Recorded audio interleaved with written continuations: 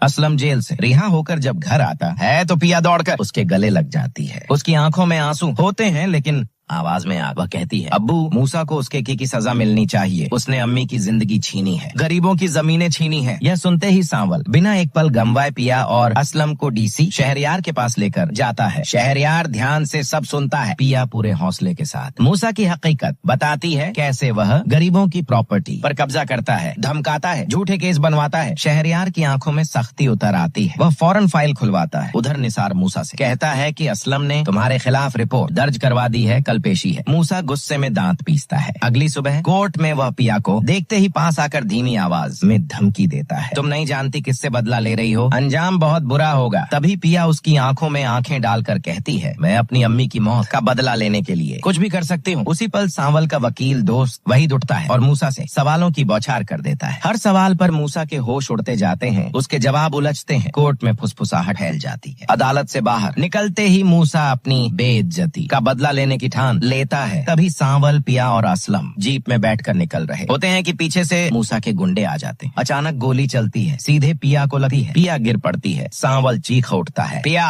वह उसे बाहों में उठाकर फौरन अस्पताल भागता है। डॉक्टर बताते हैं कि बहुत खून बह चुका है, तुरंत ब्लड चाहिए। सांवल बिना सोचे कहता है, मेरा खून चेक करो। रिपोर्ट आती है, ब्लड मैच। वह पिया को खून देता है। उसकी आंखों से आंसू टपकते हैं, होंठों पर बस एक दुआ। इसी बीच असलम अस्पताल पहुंच जाता है। उधर लुबना आलियार को कॉल कर बताती है कि पिया को गोली लगी है। आलियार घबराकर घर से निकलने ही वाला होता है कि ड्राइंग रूम में अपने अब्बू की बातें सुन लेता है। निसार से फोन पर कह रहे होते हैं कि पिया की जान बचना मुश्किल है। आलियार सन्न रह जाता है, कमरे में चला जाता है, खुद से लड़ता है, मेरे अब्बू इतना भी कर सकते हैं। उसका भरोसा टूटता है। अस्पताल में डीसी शहरयार अपनी पत्नी सस्सी का चेकअप करवाने आए होते हैं। सांवल को देखकर पूछते हैं तो वह सारी बात बता देता है। मूसा के बंदों ने गोली मारी। शहरयार का अंदाज बदल जाता है। वह दबंग कार्रवाई का हुक्म देता है। पुलिस कुछ ही देर में उस गुंडे को पकड़ लेती है जिसने गोली चलाई थी। पूछताछ में नाम उगल दिया जाता है, मूसा। अगले दिन पिया मीडिया के सामने आती है। कैमरे, माइक, फ्लैश सब उसकी तरफ। वह साफ कहती है कि मूसा ही उसकी अम्मी की मौत का कातिल है और गरीबों की जमीनें हड़पने वाला माफिया है। ये सुनते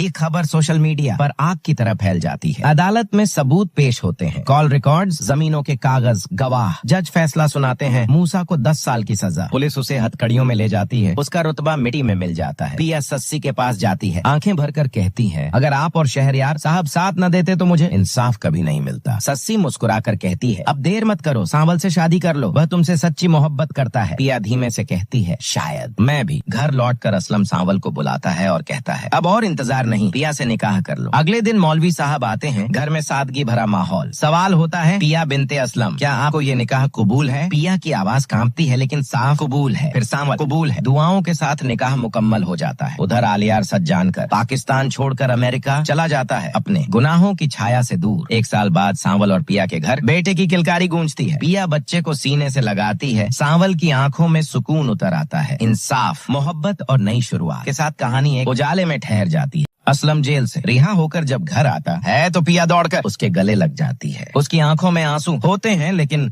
आवाज में आग। वह कहती है, अब्बू, मूसा को उसके की सजा मिलनी चाहिए। उसने अम्मी की जिंदगी छीनी है, गरीबों की जमीनें छीनी है। यह सुनते ही सांवल बिना एक पल गंवाए पिया और असलम को डीसी शहरयार के पास लेकर जाता है। शहरयार ध्यान से सब सुनता है। पिया पूरे हौसले के साथ मूसा की हकीकत बताती है, कैसे वह गरीबों की प्रॉपर्टी पर कब्जा करता है, धमकाता है, झूठे केस बनवाता है। शहरयार की आंखों में सख्ती उतर आती है। वह फौरन फाइल खुलवाता है। उधर निसार मूसा से कहता है कि असलम ने तुम्हारे खिलाफ रिपोर्ट दर्ज करवा दी है, पेशी है। मूसा गुस्से में दांत पीसता है। अगली सुबह कोर्ट में वह पिया को देखते ही पास आकर धीमी आवाज में धमकी देता है, तुम नहीं जानती किससे बदला ले रही हो, अंजाम बहुत बुरा होगा। तभी पिया उसकी आंखों में आंखें डालकर कहती है, मैं अपनी अम्मी की मौत का बदला लेने के लिए कुछ भी कर सकती हूँ। उसी पल सांवल का वकील दोस्त वहीद उठता है और मूसा से सवालों की बौछार कर देता है। हर सवाल पर मूसा के होश उड़ते जाते हैं, उसके जवाब उलझते हैं। कोर्ट में फुसफुसाहट फैल जाती है। अदालत से बाहर निकलते ही मूसा अपनी बेइज्जती का बदला लेने की ठान लेता है। तभी सांवल, पिया और असलम जीप में बैठकर निकल रहे होते हैं कि पीछे से मूसा के गुंडे आ जाते हैं। अचानक गोली चलती है, सीधे पिया को लगती है। पिया गिर पड़ती है। सांवल चीख उठता है, पिया!